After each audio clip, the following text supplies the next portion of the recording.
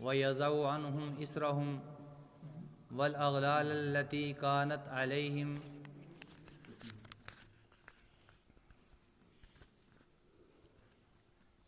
وقال اللہ تعالی وَلَنَبْلُوَنَّكُمْ بِشَيْءٍ مِّنَ الْخَوْفِ وَالْجُوعِ وَنَقْصٍ مِّنَ الْأَمْوَالِ وَالْأَنفُسِ وَالثَّمَرَاتِ وَبَشِّرِ الصَّابِرِينَ الَّذِينَ إِذَا أَصَابَتْهُمْ مُصِيبَةٌ قَالُوا إِنَّا لِلَّهِ وَإِنَّا إِلَيْهِ رَاجِعُونَ أُولَئِكَ عَلَيْهِمْ صَلَوَاتٌ مِّن رَّبِّهِمْ وَرَحْمَةٌ وَأُولَئِكَ هُمُ الْمُهْتَدُونَ۔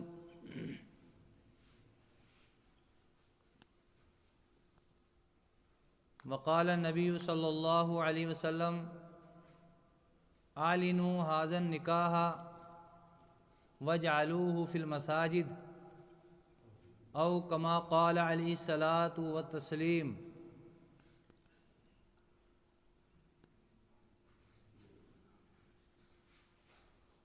وقال اللہ تعالی فی کلامہ فی شان حبیبی ان اللہ وملائکتہ یصلون علی النبی یا ایھا الذین آمنوا صلوا علیہ وسلموا تسلیما۔ اللہم صلی علی سیدنا محمد وعلی آل سیدنا محمد واصحاب سیدنا محمد وبارک وسلم علیہم اجمعین۔ میرے واجب الاحترام بزرگوں، بھائیوں اور مسجد محمدیہ نڑول میں آئے ہوئے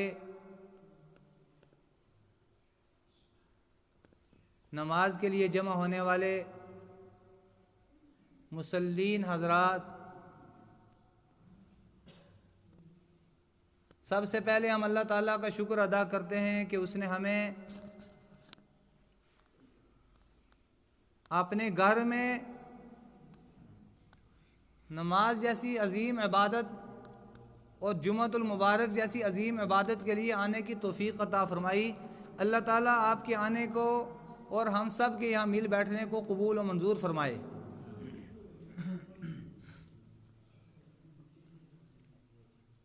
مجھے اس وقت جمعہ سے پہلے جو امت مسلمہ جس میں ہم سب شامل ہیں، ہمارے قرآن کریم کو نہ سمجھنے کی وجہ سے، اس سے دور ہونے کی وجہ سے، اور نبی پاک صلی اللہ علیہ وسلم جو طریقہ کار لے کر آئے تھے اس کو اپنی زندگیوں میں نہ عملانے کی وجہ سے آئے دن جو انفرادی طور پر اور اجتماعی طور پر حالات نمودار ہو رہے ہیں، انہی کے ضمن میں سوشل میڈیا پر جو اس وقت ہماری ایک بچی عائشہ نامی جو احمد آباد کی رہنے والی تھی، اس کا ندی میں کود جانے کا جو بھیانک واقعہ پیش آیا ہے،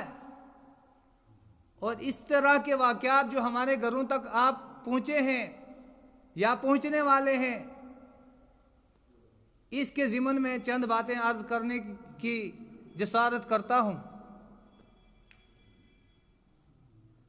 مجھے امید ہے کہ آپ حضرات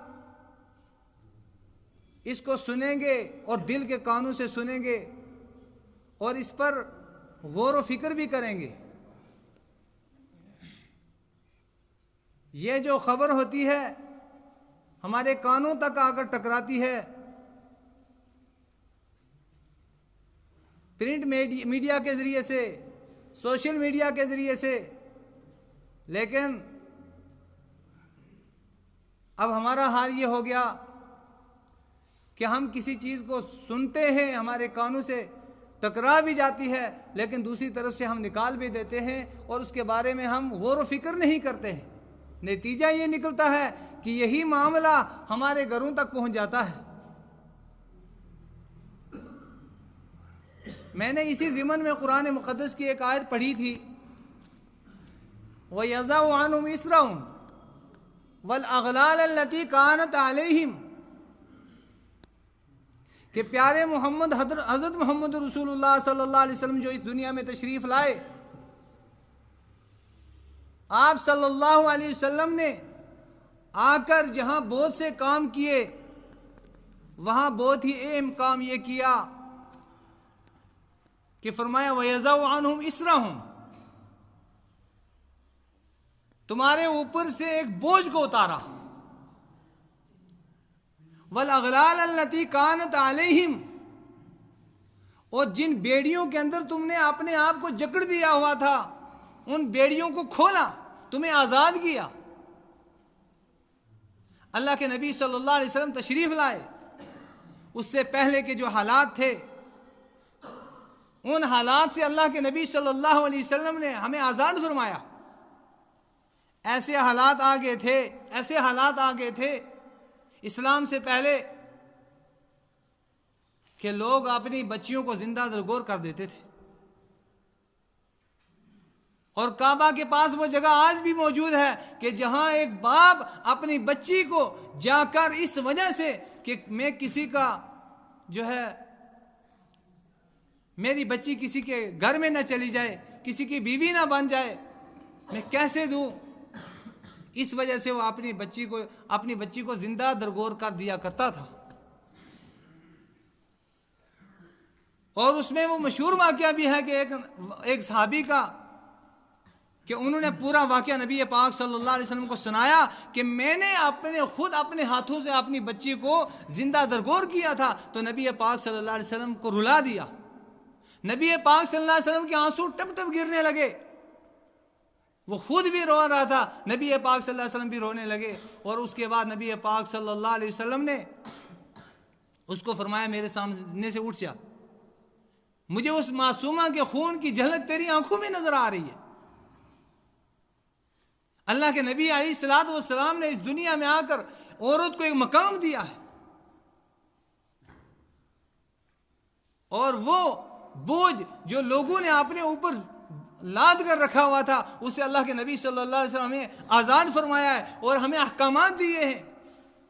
کاش ہم ان احکامات کو پڑھنے والے بن جائیں، ان کو سننے والے بن جائیں، تو آج ہمارے لیے یہ نوبت نہ آتی۔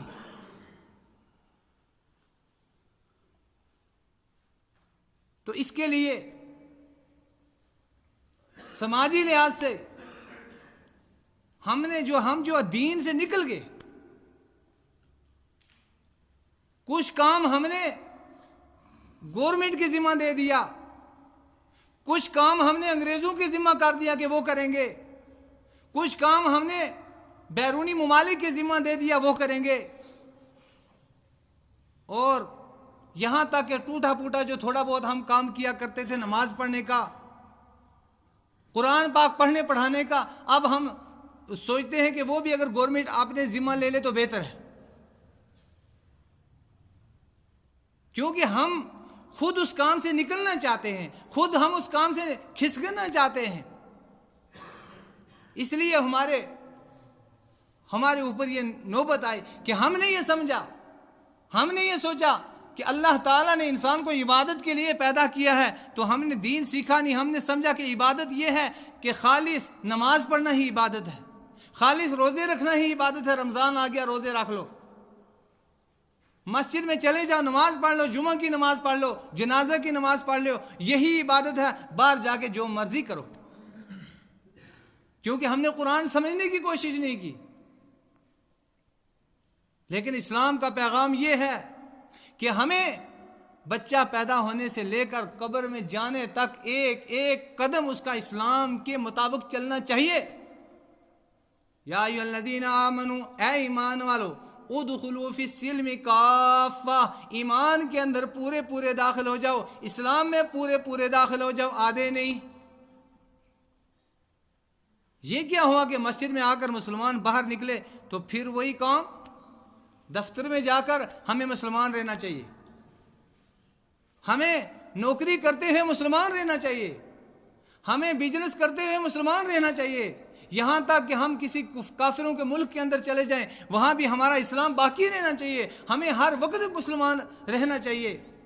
ہم یہ سمجھتے ہیں جس نے ٹوپی لگا لی اسلام کا وہ کام کرے گا، ہم یہ سمجھتے ہیں جس نے دستار باندھ لی اسلام کا کام وہ کرے گا، ہم یہ سمجھتے ہیں جس نے سلوار قمیض لگا لی اسلام کا کام وہ کرے گا، ہم یہ سمجھتے ہیں جس کو ہم نے مسجد کا مؤذن یا امام رکھ لیا اسلام کا کام وہ کرے گا۔ نہیں، میرے لیے اسلام نافذ ہوا ہے، میری اولاد کے لیے اسلام نافذ ہوا ہے، ہر آدمی، ہر کچے پکے مکان کے لیے اسلام کا جو ہے پیغام ہے، کوئی اس سے بری نہیں ہے۔